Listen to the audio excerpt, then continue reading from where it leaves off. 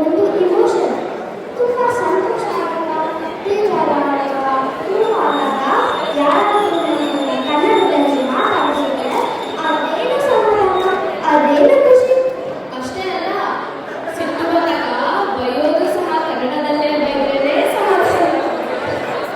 ಆದ್ರೆ ಅಷ್ಟೇ ಅಲ್ಲ, ಒಂದು ಮಾತಂತೂ ನಿಜ, ನಮ್ಮ ಕನ್ನಡವೇ ಸತ್ಯ, ನಮ್ಮ ಕನ್ನಡವೇ ನಿತ್ಯ. ಕನ್ನಡವನ್ನು ಉಳಿಸಿ, ಕನ್ನಡವನ್ನು ಬೆಳೆಸಿ ಹಾಗೂ ಕನ್ನಡವನ್ನು ಬಳಸಿ. ಈಗ ನಮ್ಮ ನಿರೂಪಣೆ ಇಲ್ಲಿಗೆ ಮುಗಿಯುತ್ತದೆ. ನಿಮ್ಮ ಎಲ್ಲ ಪ್ರೀತಿಗೆ ಧನ್ಯವಾದಗಳು. ನಾವು ಇಲ್ಲಿ ಇಷ್ಟು ಸ್ಪಷ್ಟವಾಗಿ, ನಿರ್ದಿಷ್ಟವಾಗಿ, ವಿಶ್ಲೇಷಣಾತ್ಮಕವಾಗಿ ಹಾಗೂ ಸಂಕ್ಷಿಪ್ತವಾಗಿ ಮಾತಾಡಿದೆ ಅಂದರೆ ಅದಕ್ಕೆ ಕಾರಣ ನಮ್ಮ ಲೀಡ್ ಆಗಿರುವ ಸೌಮ್ಯ ದೇಶಪಾಂಡೆ ಅವರು. ಜೋರಾದ ಚಪ್ಪಾಳೆಗಳಿಂದ ಬರಮಾಡ್ಕೊಳ್ಳೋಣ. ಮುಂದೆ ನಮ್ಮ ಸಹ ಆಂಕರ್ಸ್ ವೇದಿಕೆಯನ್ನು ತಗೊಂಡು ಇನ್ನೂ ಒಂದು ಒಳ್ಳೆ ಒಳ್ಳೆ ಕಾರ್ಯಕ್ರಮಗಳನ್ನು ನಿರೀಕ್ಷಿಸ್ತಾರೆ. ಇವತ್ತಿನ ಈ ತಾಯಿಗಳ ಭಾವಪೂರ್ಣ ಪ್ರದರ್ಶನ ನಮ್ಮ ಹೃದಯಗಳಲ್ಲಿ ಕನ್ನಡ ಪರ ಪ್ರೀತಿಯನ್ನು ಹುಟ್ಟಿಸಿದೆ. ನಮ್ಮ ನಿರೂಪಣೆ ಕೊನೆ ಹಂತಕ್ಕೆ ಬರ್ತಿದೆ. ಅವಕಾಶ ಕೊಟ್ಟಿರುವ ಲೈನ್ ಲೈನ್ ಕನ್ನಡ ಸಂಘಕ್ಕೆ ನಮ್ಮ ಕಡೆಯಿಂದ ಹೃತ್ಪೂರ್ವಕ ಧನ್ಯವಾದಗಳು. ಈಗ ನಮ್ಮ ಮುಂದಿನವರು ವೇದಿಕೆಯೊಳಗೊಂಡು ಇನ್ನೂ ಮನಸ್ಸು ತಲುಪುವ ಕಾರ್ಯಕ್ರಮವನ್ನು ಮುಂದುವರಿಸ್ತಾರೆ. ಜೈ ಕನ್ನಡಾಂಬೆ, ಜೈ ಕರ್ನಾಟಕ. ಜೈ ಭುವನೇಶ್ವರಿ. ಪ್ರೀತಿಯ ಬೆಳಗಿಸಿದ ಒಂದು ಹೆಮ್ಮೆಯ ಚಪ್ಪಾಳೆ.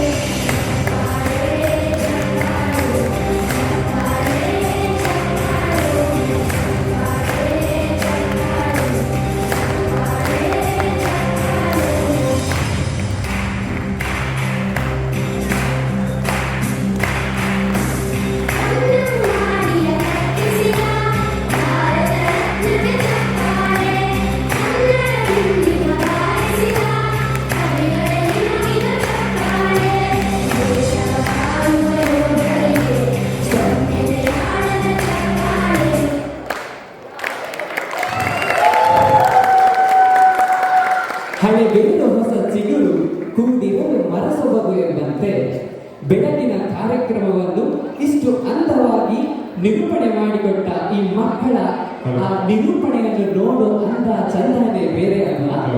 ಹೌದು, ಮೂರ್ತಿ ಚಿಕ್ಕದಾದರೂ ಕೀರ್ತಿ ದೊಡ್ಡದು ಎಂಬಂತೆ ನೋಡೋ ಚಿಕ್ಕ ಮಕ್ಕಳಾದರೂ ಟ್ಯಾಲೆಂಟ್ ಮಾತ್ರ ತುಂಬಾ ಚೆನ್ನಾಗಿದೆ ಅಲ್ವಾ?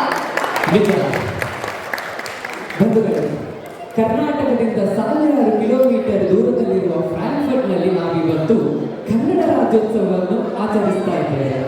RNKS ಪ್ರಸ್ತುತಪಡಿಸುತ್ತಿರುವ ಈ ಕನ್ನಡ ರಾಜ್ಯೋತ್ಸವದಲ್ಲಿ ಇಷ್ಟು ಹೊತ್ತು ಈ ಮಕ್ಕಳು ಅಂದವಾಗಿ ನಿರೂಪಣೆ ಮಾಡಿದ್ದಾರೆ.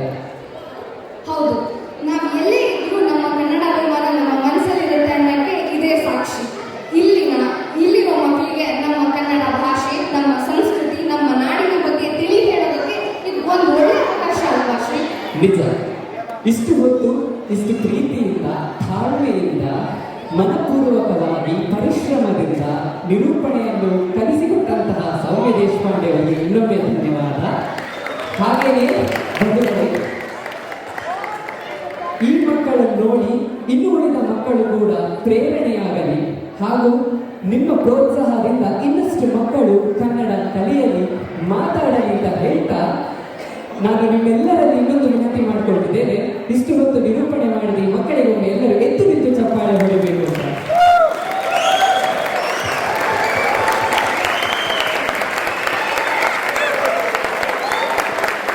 ನನ್ನ ಕರೆಗೆ ಹೋಗ್ಬಿಟ್ಟು ಎದ್ದು ನಿಂತು ಚಪ್ಪಾಳೆ ಮಾಡಿದ ನಿಮಗೆಲ್ಲರಿಗೂ ಧನ್ಯವಾದ.